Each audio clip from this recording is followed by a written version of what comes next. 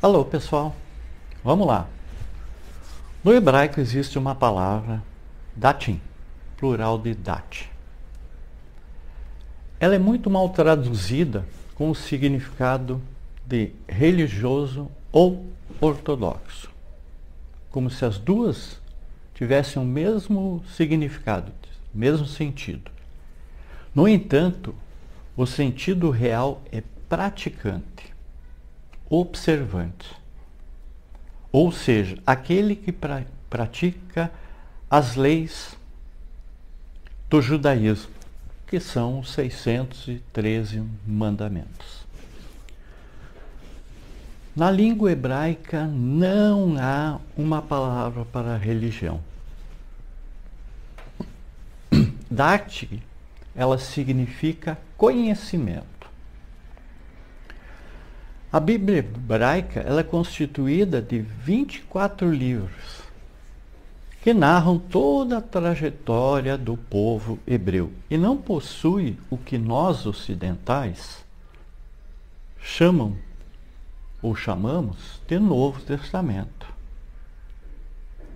Para as religiões ocidentais, a Bíblia se divide em duas partes, o Antigo Testamento e o Novo Testamento, que são os livros sagrados do cristianismo e de suas religiões derivadas. O termo testamento ele vem do hebraico brit, que significa aliança.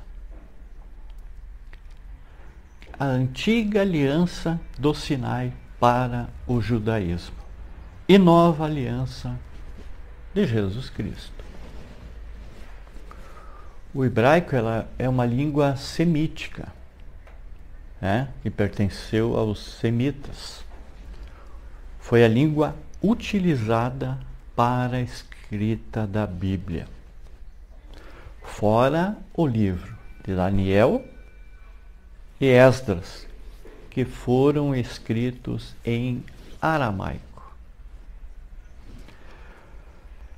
Foi escrita em hebraico consonantal, só com consoantes. Não tem sinais de vocalização. As vogais que são substituídas são conhecidas como massoretas, sinais esses criados pelos escribas que determina a forma correta de escrita do texto. Isto no século X. Então, para os judeus, o hebraico é a língua sagrada com qual Deus criou o mundo. É a linguagem da oração em quase todas as sinagogas do mundo, em que a maioria dos livros sobre a lei judaica é escrita. No início, todos falavam o hebraico, até que se dividiu em 70 línguas. Aí vem a Torre de Babel, que está em Gênesis 11, falando um único idioma. E aí construíram a torre, aquele mito, que é uma torre alta para alcançar os céus. Observando a torre, Deus mistura suas vozes para que eles não possam entender uns aos outros e os dispersa por todo o mundo, como uma explicação à existência de tantas línguas no mundo. Pode-se comparar a Bíblia como um grande banquete para o mundo.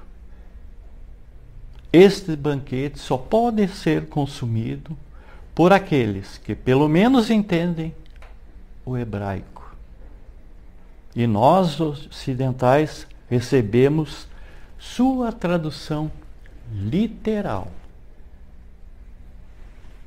Eu havia comentado em outro vídeo que a Bíblia, se a gente lê ela literalmente, nós não vamos entender o que está escrito. Qual é a mensagem?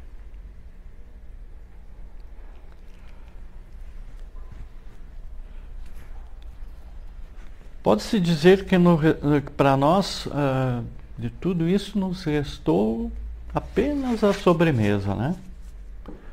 Nós devemos sempre ficar atento que a Bíblia não pode e não deve ser lida literalmente.